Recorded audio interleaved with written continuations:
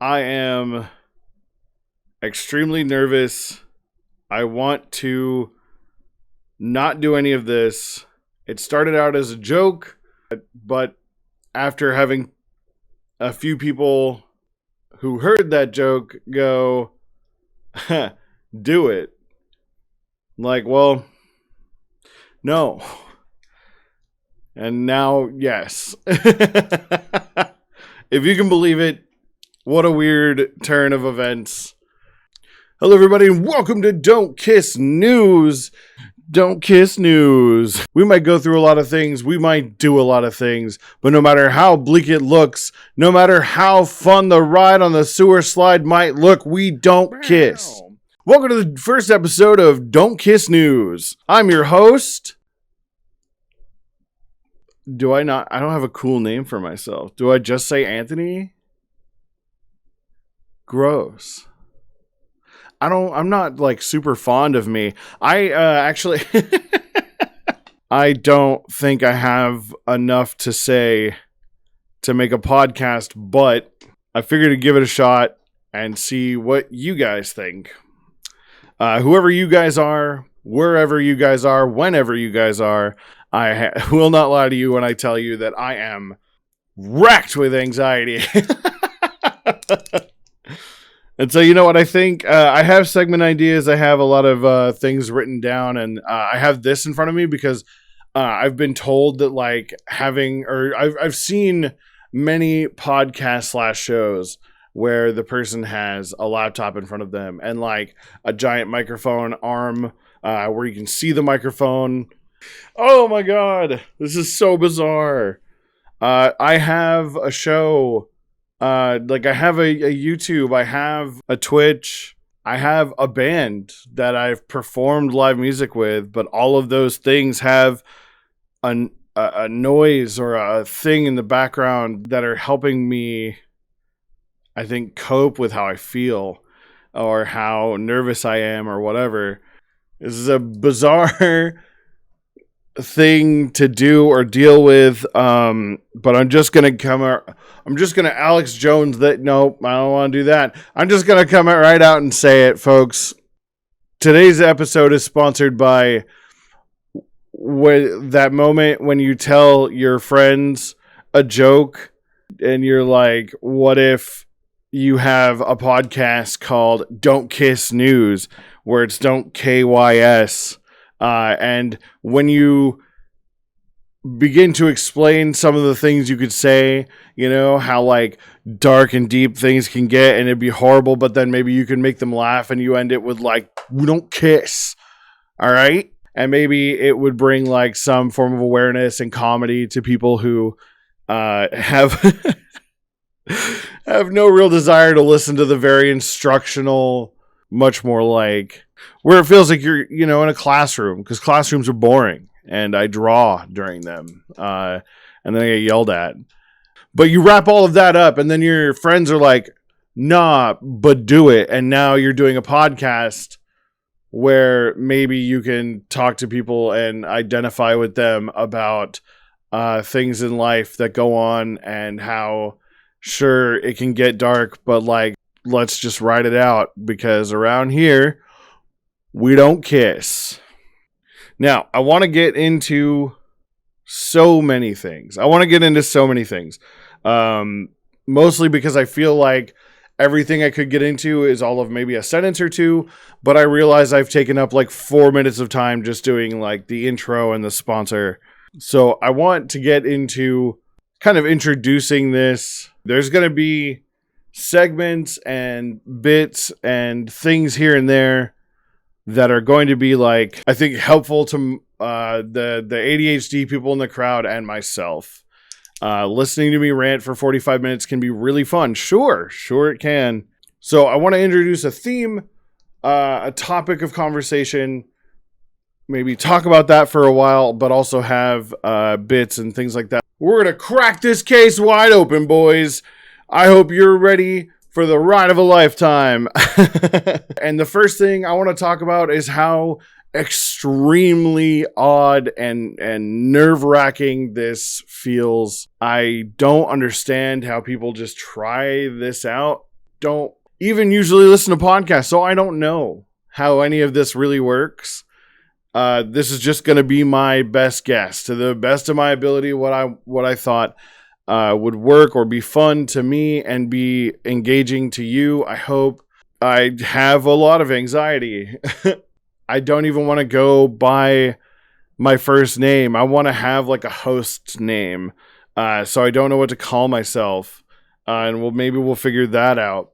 I'm wearing, like, for people who aren't watching on on a screen, because this is a podcast, I'm wearing a jean vest, like a battle vest, if you've heard of that, but I cut the sleeves off of it and I have covered it in like pins and spikes and patches.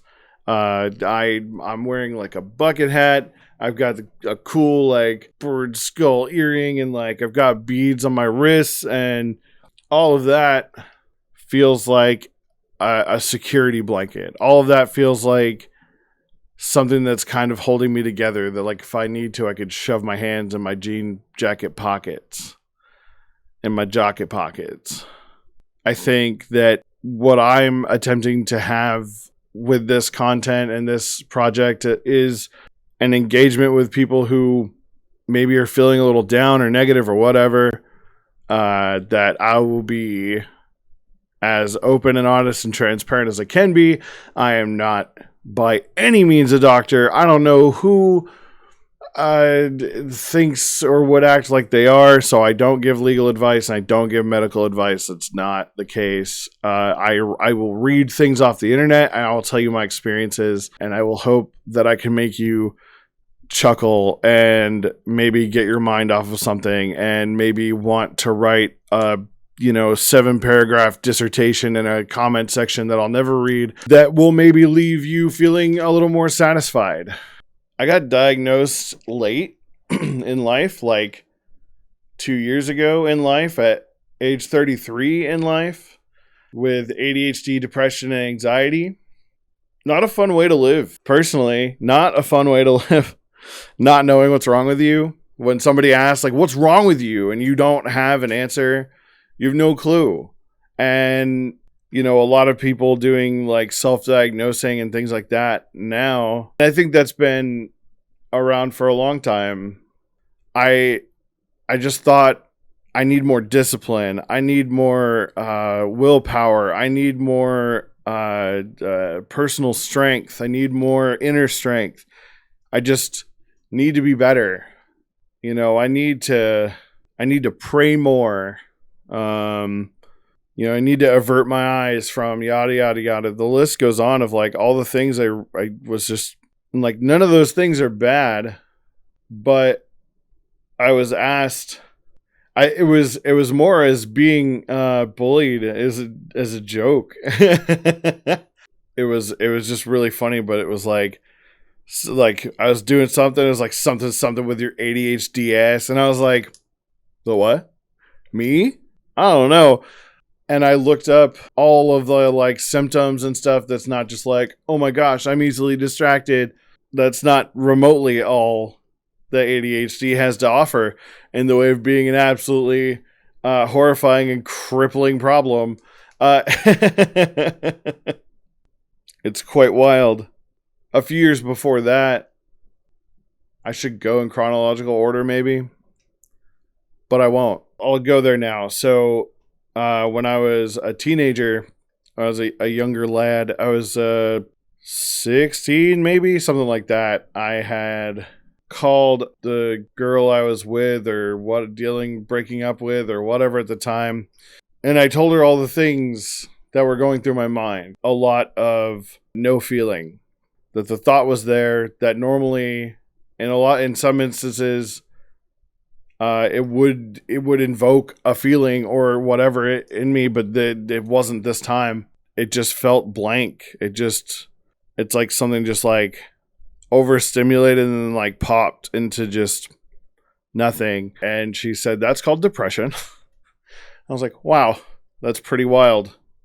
And I denied having it. I always felt like to say anything about it would be utilizing it as a crutch, admitting that I have it, a lot of that, which, man, tough. And then jump forward to, golly, 5 years ago. So I was like 29 or 30, going through a lot of stuff. I was effectively homeless. I would go back to this hotel that I was staying at, but I couldn't get myself to move from the car. I wouldn't want to go upstairs. I wouldn't, and it wasn't for fear of anything. It was just that movement felt like such a horrible thing in those moments. And it would take me over an hour to go inside. One of my friends at that time, I was like, yeah, so this happens to me. Haha. And they were like, that's anxiety. And I was like, no, shut up. You know? Because I never really judged people or said like, oh, you're using it as a crutch. But what's fine for other people isn't fine for me. And that's a great sign of anxiety. It's a great sign of ADHD. That's a great sign of depression. What's fine for other people, what I would never judge you for, what I would wholeheartedly believe if you told me, because why, what else would it matter but for me to hear you and see you and be so grateful that you were willing to open up and talk to me. I should only react in a way that is, let me believe you, let me talk to you. If you need anything, let me just listen to you. I'm right here. But for me, it's not that way. And it should be. And I'm trying to learn it. There's a lot of factors, I'm sure, that go into how that feeling comes to be. And I don't think that other people wouldn't believe me. It's that my mind tells me I'm lying. Tells me I'm using it as a crutch. It's an excuse. Thanks, Mom. Appreciate that. There's a lot to go into about how that happened because I never said any of those things to my mom. But when everything else is an excuse and everything else is a crutch and your family like calls this or that, it's so dumb. I want to cut myself off. I do. I don't want to listen to myself ramble again. It feels dark. It feels sad. I don't want people to feel bad for me. And I don't know how entertaining this is or how like anything this is. I'm so unaware of how anything will work out ever. So that's great because my thought was on this first episode to go through maybe some less common symptoms of things like anxiety or things like ADHD or whatever. I Googled this because it was very interesting. Digestive issues. I actually had a solid period of time where I called out of work for like 2 weeks. And once I tried to walk to work despite my stomach, because the problem was when I was home, I didn't feel that way. When I went to walk outside or do any of that stuff, suddenly this ball of absolute no, don't go anywhere. I tried to walk to work and it's a little over a mile to get there. And I got maybe a tenth of a mile from my apartment. I threw up. I just had to go back home and lay down. But like an hour after that, all that went away, knowing that I feeling like, okay, I don't have to go to work. It was a huge problem with anxiety, perfectionism, the feeling of if I don't get it right, it's going to be a whole huge and it's going to spiral like my thoughts right now. Indecisiveness, because again, if I don't get it right, if I don't know what to do because I don't know what the outcome will be, or I don't know what to do because it all sounds good or bad. I don't know what to do and it's like brain fog is a big thing. Avoidance is a big thing. When I see my phone ring and I don't want to pick it up, it's a lot. One of the things that I have a personal story on with all I mean, all of these things for anxiety, absolutely.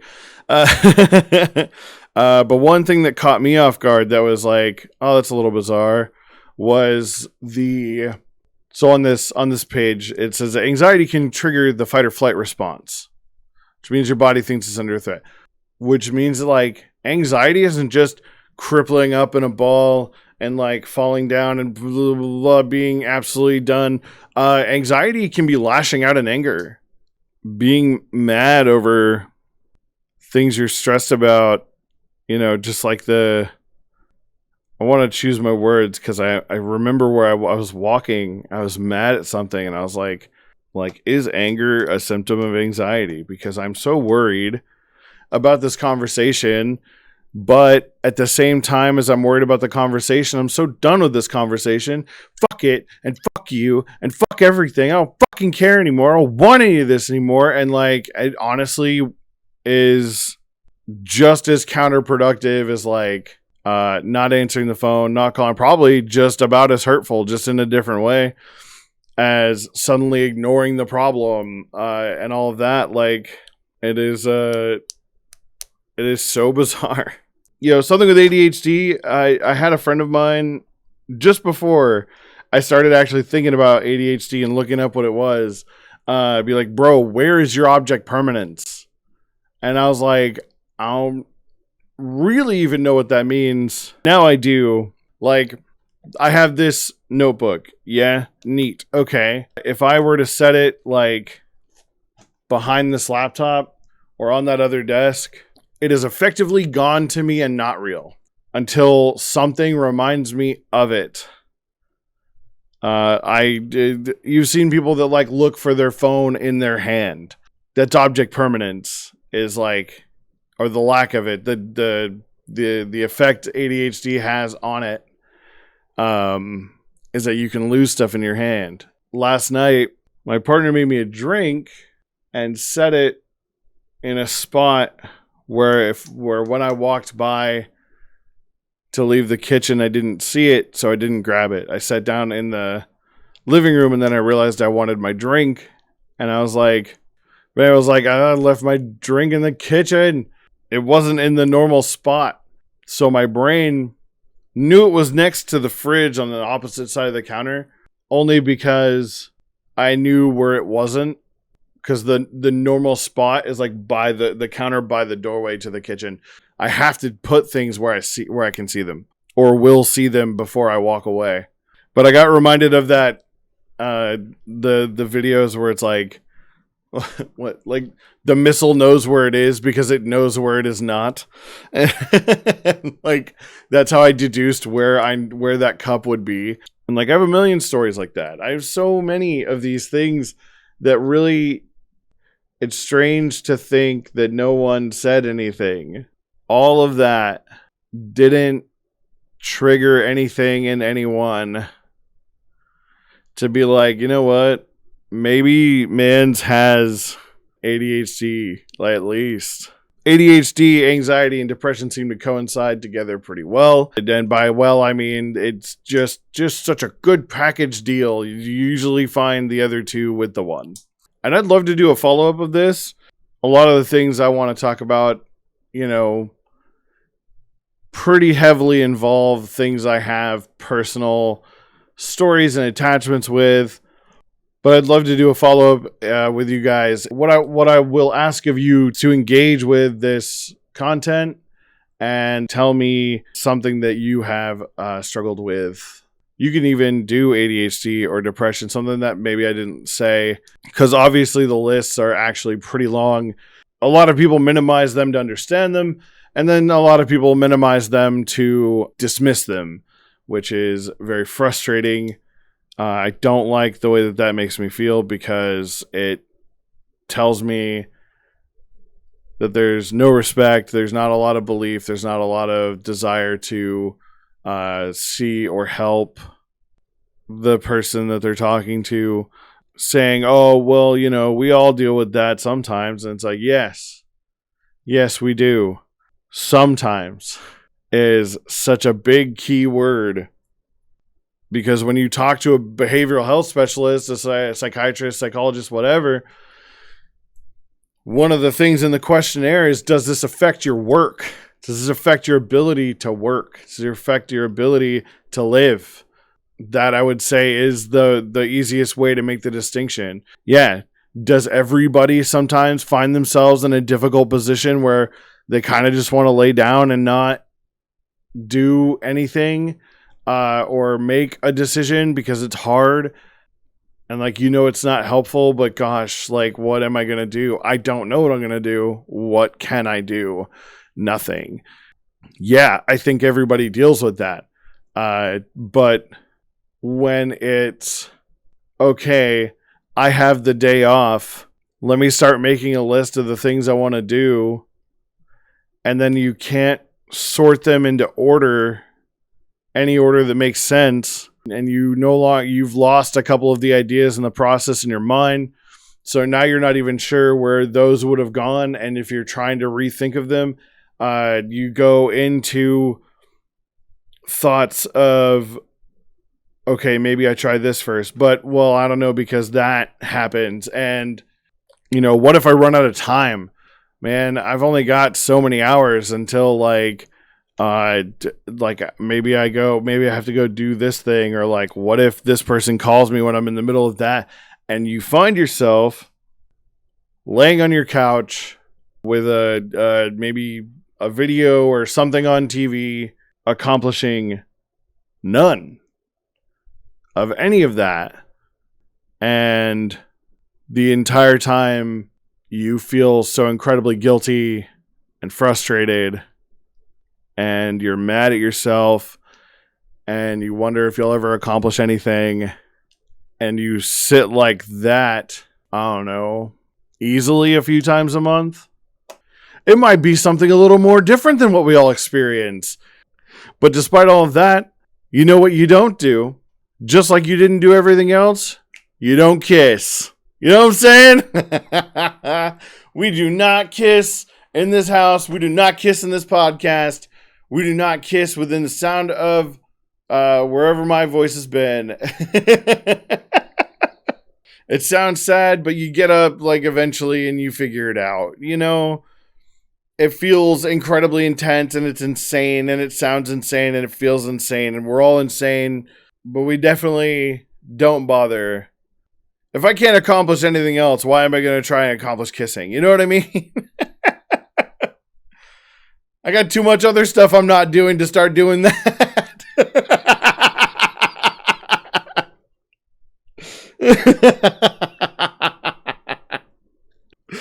Oh, good. All right. I feel like this is really nailed down an opening episode. I want there to be more segments in the future. I want to work in several things over the course of time. I have bits, I have ideas.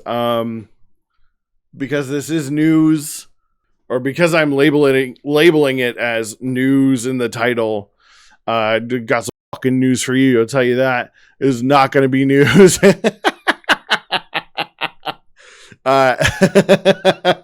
It's so dumb. So be on the lookout for Skater Burb. Be on the lookout for conspiracy theories. Be on the lookout for reading your comments if I get any, you know what I mean? And you know what? Maybe I'll just go dig them up. Just go find comments somewhere else. Be ready for fake astrology. Not fake astrology. Astrology off the top of my head that does not mean anything. Be on the lookout for some nostalgia. I think this episode went exactly the way I wanted it to in my head, because right there, it got so just crash landing down on... just absolute on the attitude, and then I just ended up cracking myself up, and I hope you guys laughed as well.